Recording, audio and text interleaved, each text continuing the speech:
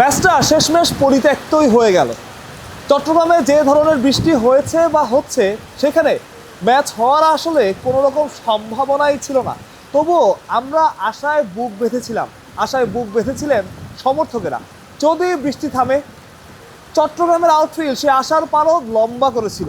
কারণ বৃষ্টি থামলে এখানে 40 মিনিট থেকে 1 ঘন্টার মধ্যে ম্যাচ শুরু করা সম্ভব। তবে বৃষ্টি আসলে থামেনি। অনেক সময় কি হয়, বৃষ্টি থামে, ভেজা আউটফিল্ডের কারণে বা আউটফিল্ডে পানি জমার কারণে ম্যাচ মাঠে গড়ানো সম্ভব হয় না। তবে সেই সুযোগটাই আসলে মাঠ কর্মীরা পাননি। বৃষ্টি থামেনি, বৃষ্টি কমেছে, গুড়ি বৃষ্টি পড়েছে, সেখানে আসলে মাঠের কাজ করা বা মাঠে নামা সম্ভব হয়নি। টসটা পর্যন্ত হয়নি।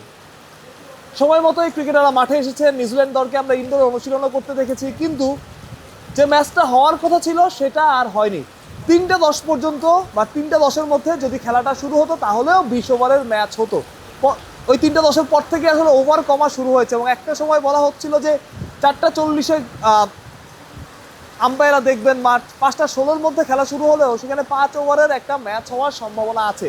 সেই আশা দর্শকরাও দেখছিলেন, কিন্তু পরবর্তীতে বৃষ্টি আরও বাড়ে, যার কারণে সেই 5 ওভারের ম্যাচ কিংবা কার্টেল ওভারের ম্যাচ হওয়ারও কোনো রকম সম্ভাবনা ছিল না। নিউজিল্যান্ড ক্রিকেট থেকে তাদের অফিসিয়াল সোশ্যাল মিডিয়ায় পোস্ট করা হয়েছে, তারা কেউ কার্ড খেলছেন, কেউ কফি বানিয়ে খাচ্ছেন, কেউ বসে গল্প করছেন। এটাই আসলে সামগ্রিক পরিস্থিতি। বাংলাদেশ দল এবং নিউজিল্যান্ড দল মাঠে এসেছিল, নিউজিল্যান্ডের কয়েকজন ক্রিকেটার ইনডোরে অনুশীলন করতেন, সেই পর্যন্তই। এই ঝড় বৃষ্টির মধ্যে কোনো রকম ভালো খবর আসলে ছিল না। প্রথম টি-20-তে বাংলাদেশ দল দারুণভাবে জিতেছে এবং জেতার ফলে দর্শক আগ্রহ বেড়েছে। এই বৃষ্টিতেও মাঠে সমর্থকেরা এসেছেন, কিন্তু দিন শেষে আসলে তারা মন খারাপ করেই বাড়ি ফিরেছেন। কিছুই আসলে করার ছিল না।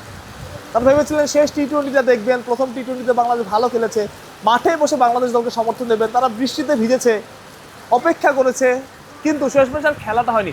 এর মধ্যেও ভালো একটা খবর, সেটা একটু এই সিরিজ রিলেটেড না, সিরিজের বাইরের। সেটা হচ্ছে নাহিদ রানাকে পিএসএল এর ফাইনাল খেলার জন্য এনওসি দিয়েছে বাংলাদেশ ক্রিকেট বোর্ড। অর্থাৎ নাহিদ রানা পিএসএল এর ফাইনাল খেলবেন পেশোয়ার জালমির হয়ে, যারা ইতিমধ্যে ফাইনালটা কনফার্ম করে ফেলেছে। শুধুমাত্র ওই একটা ম্যাচ খেলে আবার নাহিদ রানা দেশে ফিরবেন। পাকিস্তানের বিপক্ষে প্রথম টেস্ট থেকেই তিনি অ্যাভেলেবল থাকবেন। অর্থাৎ প্রথম 2 টি-20 দল ঘোষণা করা হলেও 3 নম্বর টি-20-তে নাহিদ রানা থাকছেন না, সেটা একরকম নিশ্চিত। এই হচ্ছিল সবশেষ আপডেট। আরেকটা ব্যাপার জানিয়ে রাখতে চাই, এখনও কিন্তু একটা ম্যাচ বাকি, সেই একটা টি-20 হবে আগামী 2 তারিখ মিরপুরে।